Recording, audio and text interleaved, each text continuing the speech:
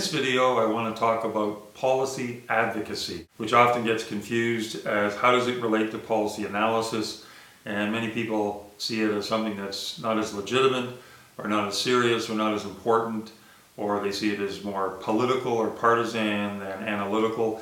And I'd like to suggest that policy advocacy in many ways shares many qualities or characteristics with the notion of doing a serious policy analysis. It can be just as sustained or serious or thoughtful and detailed as policy analysis, and both, quite frankly, can be also quick and dirty ways of trying to get ideas and advice before decision makers with respect to some social or political or policy question that's confronting a community. So in this video, I'd like to talk about what is policy advocacy, what does it involve, different types or levels of policy advocacy, who does it and in what kind of context, and also to look at the question of when to engage in policy advocacy and policy consultations, which is usually an opportunity that often appears for groups to be invited to be involved with government decision makers, bureaucrats, or politicians in some kind of policy discussion process.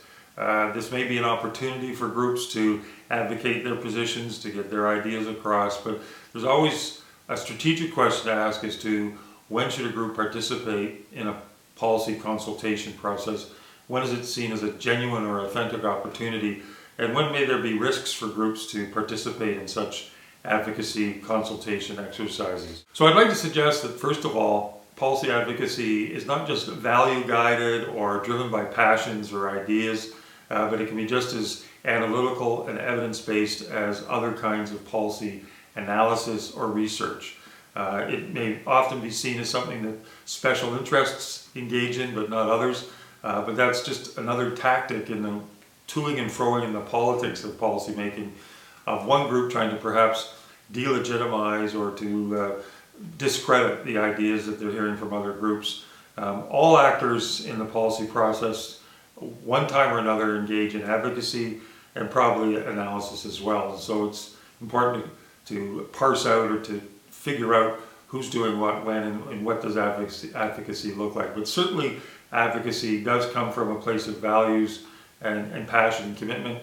It may be more open and more explicit than one sees in policy analysis, which may adopt more of a scientific pose or a more bureaucratic and technocratic or neutral sounding language. But that only means that the norms and the values, the biases in a policy analysis may not be as obvious in the first instance and may be deliberately camouflaged or hidden in the documents and the materials and the sound bites that one hears from things called research and evidence and analysis. Advocacy, it may be more explicit, but they both share the notion that there's some values involved in the kinds of ideas and information being circulated or put forward. Policy analysis and policy advocacy can be in the moment.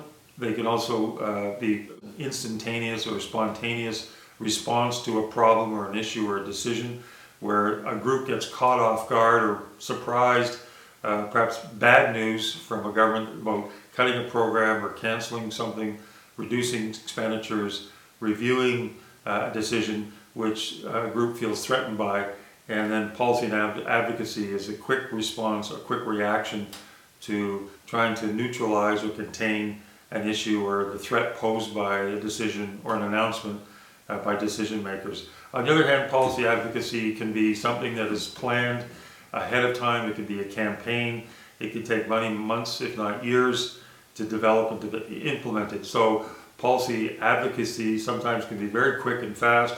Other times it can be very time consuming and involve a great deal of resources. And that also poses a challenge for groups as to when to invest, what kinds of energies they have, their limited resources to a particular advocacy issue. And this is one of the reasons why so many groups join coalitions or look for and forge alliances with other groups because it allows them to have their voices heard on a cause or an issue in a way that perhaps they would be unable to do on their own with their own limited resources and time. So the politics of coalition building and alliance building has become quite important in the last 10 or 20 years as a lot of groups have found their funding cut, their ability to raise funds perhaps more restricted than in previous times, And there's so many issues out there and so many groups chasing at dollars for volunteer donations or contributions, or they're chasing foundations for endowments or for grants or contributions, that it's a very tight resource context out there for many groups, and coalitions and alliances provide them another way of having their voices heard that just wouldn't be possible otherwise.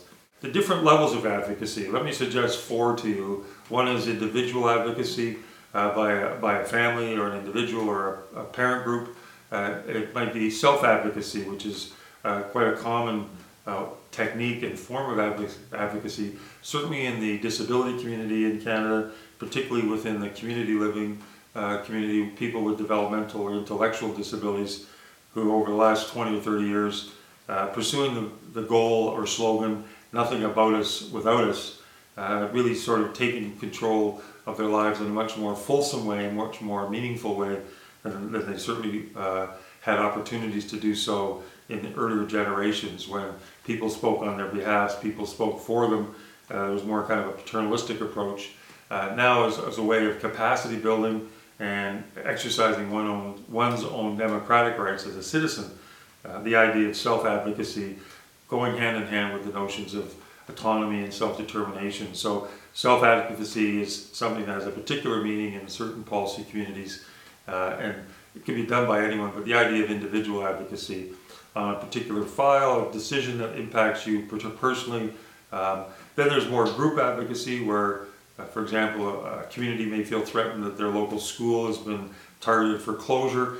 This may lead to, again, a reactive and rather spontaneous form of advocacy by that family or that community to keep their school open and to fight back any decision that proposes closing it. This is the stuff of school politics throughout Canada on a regular basis every year. There's an example of group advocacy, but also on a very specific issue or policy decision, and hoping to achieve a rollback of that.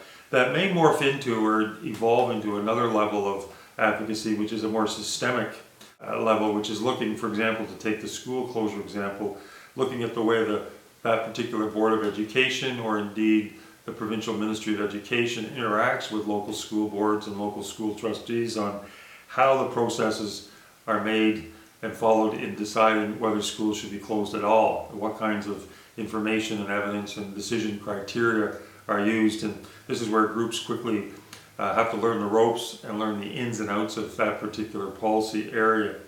But you need to get more an appreciation of the systems around which these decisions play out.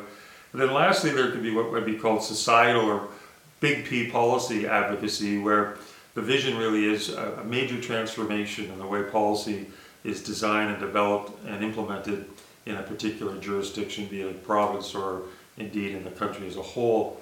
And people are really perhaps have a far more ambitious and multi-front agenda of change across a variety of policy fields simultaneously. So in the area of public health, one might be looking at reforms to various social determinants of health, whether that's around housing or food security or income security or safer communities and other healthy lifestyle choices. So the challenge there is to really take on across a range of issues, change and advocating how progressive reforms could be adopted, usually through a lens of equality and social justice. And you can see there, again, there could be alliances not just with other community groups, but perhaps with professional associations in the health field, be it nurses or nutritionists, physicians, and other caregivers, and other related groups in the income or housing fields.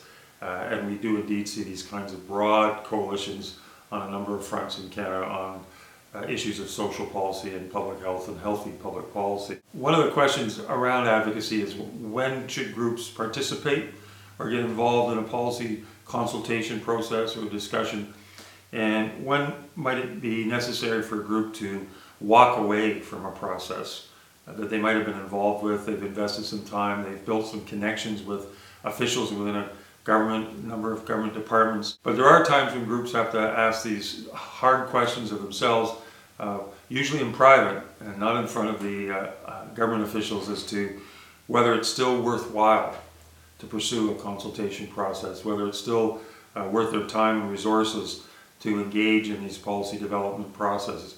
Indeed, whether there's actually some risks for their continued participation. Do they risk legitimating some decisions that would go contrary to their own interests? And so here's some ideas or some points that often groups need to consider as to whether they continue to participate or whether they do literally walk away. One question to ask if you're an advocate or you're involved in an advocacy coalition is, what's the nature of the issues and the scope of issues being discussed in the consultation? Is it being limited to some very narrow technical questions, some fairly, quote, safe issues that maybe serve the needs and the risk-averse behavior of government officials and decision makers? Are you able to get your issues on the table and discussed in a way and framed in a way that speak to the goals and objectives and concerns of the people you represent, the movement that you're part of as a social advocacy organization? As the range of issues narrowed perhaps over time, have things been taken off the table, or indeed have things been prevented from being put on the table from the first get-go? So what kinds of compromises and trade-offs has the group already made? What kinds of compromises have the advocates felt they've already been forced to make or they've chosen to make? And how far down that path do they feel they're going?